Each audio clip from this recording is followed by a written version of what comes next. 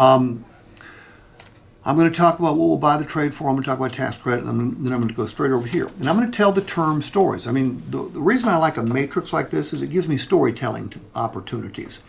Is 36 months a good term? I like the 48. Okay, yeah. The question, though, is there something good about every single term? Oh, sure. Yeah. So I want to tell the term stories. All right? Plus, if I start here, how much better does that look? Right. All right?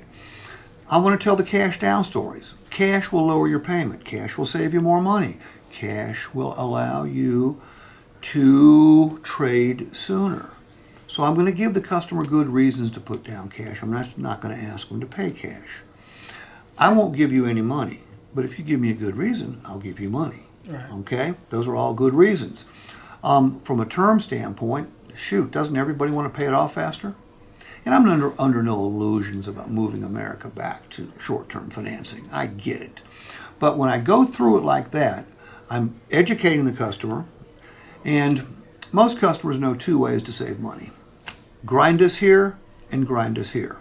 I'm showing them two different ways to save money, and we don't lose a penny in gross profit. Right. Does this make sense? Absolutely. I like that. Does reviewing all the benefits 100%. before we present the numbers make sense? 100%. Okay, that's it. You now know everything I do. Okay.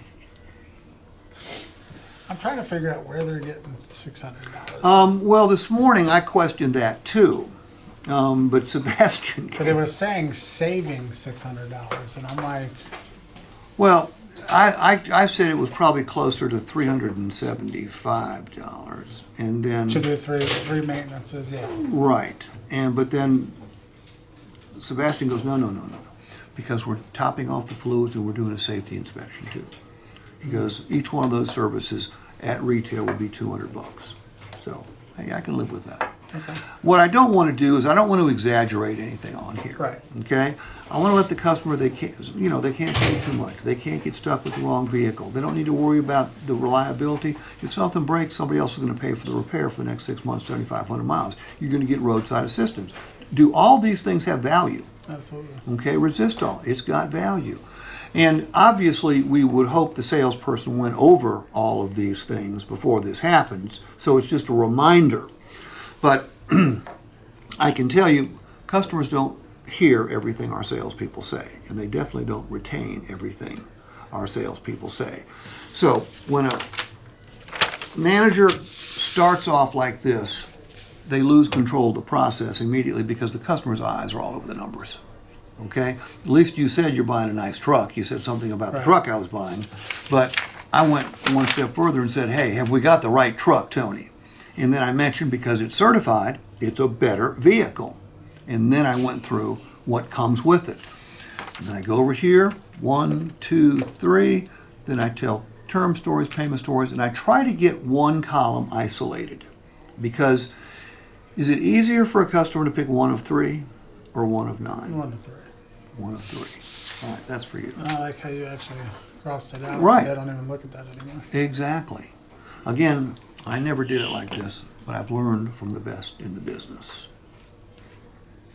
Cool? Yes, sir. Is this the shortest training session you've ever been in your entire life? Well, again, I've never done it, so Okay. it's and I didn't know. Like I'm very good with describing what these are. Right. And going over the motor trend. I didn't know that's part of. Well, and chances are the customer would say, well, now what's this Resistall thing again? And we're going to have to go, well, we're extending the coverage out to 7 years. Okay? How long you plan on keeping the car? Just 3? Nobody keeps the car just 3. Right. So we're going to protect your paint, protect your interior, keep your vehicle looking better longer, and we're also going to almost for sure ensure that you're going to get more for it when you trade or sell it. Give me an objection to it. Say, well, I don't really think I need that. Yeah, I really don't think I need that. I hear you, Tony. You want to get away with paying as little as possible, correct? Yes, sir. Well, Tony, you're investing in a $33,000 vehicle, okay? Which means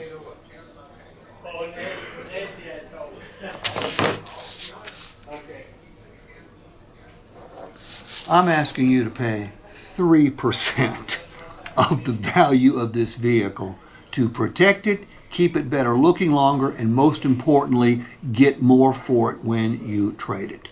Tony, I can almost guarantee that if your paint and interior are looking better than comparable trucks when you go to trade or sell it, you're going to get $1,000 to $2,000 more for it. Now, to get that much more, is it worth investing 3% of the price of the See vehicle? what you're doing now. I like Of that. course, yes. I never sold a car either. I started as a finance manager. Did you really? Yep. I've never sold a car either. I went from bartender. 2 weeks later, I'm a finance manager. And not only am I a finance manager, I'm a finance manager working for a company that sends me into dealerships to prove a point. To prove, because when I started, finance and insurance was a new concept. Right. I went to work for the guy who's worth $8 billion right now that invented the concept of finance and insurance. His name is Pat Ryan. Ever heard the name? It's too bad. He's in the Automotive Hall of Fame. He's still alive. He was working for his dad's store,